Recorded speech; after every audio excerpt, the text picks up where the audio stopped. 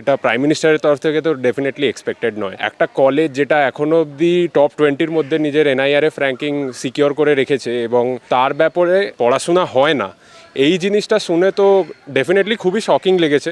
যাদবপুর বিশ্ববিদ্যালয়ের ছাত্রছাত্রীরা নাকি পড়াশোনা না করে মিছিলে হাঁটতে বাধ্য হচ্ছেন।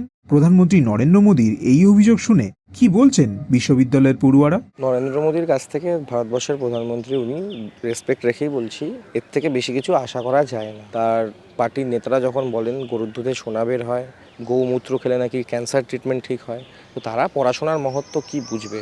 শুধু যাদবপুর বিশ্ববিদ্যালয় বলে নয়, যে কোনো বিশ্ববিদ্যালয় কলেজের ব্যাপারে ওনার শুধু নয়, ওনার পার্টির কারোর বলা উচিত নয়। উনি যে বলছেন যে এখানে মানে স্টুডেন্টসদের কোনো পলিটিক্সে সে হওয়া উচিত না, এটা তো খুবই একটা ফ্যাসিস্ট কথা একটা। এখন যেরকম অবস্থা চাকরি বাকরি, তারপরেও যে এইখানে 90% 95%-এর উপরে প্লেসমেন্ট হচ্ছে, তো দ্যাট ইজ দ্য প্রুফ যে এখানে পড়াশোনা নিশ্চয়ই হয়। Despite of all the political censorship, Jadavpur একটা টপ স্পট আজ 50-60 বছর ধরে মেনটেন করে আসছে এবং আমরা স্টুডেন্ট হিসেবে আশাবাদী যে আমরা এই স্পটটা আরও মেনটেন করে যাব for the upcoming years.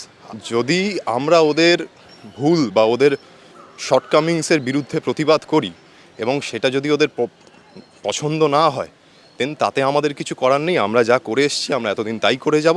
Follow করুন আনন্দবাজার.com।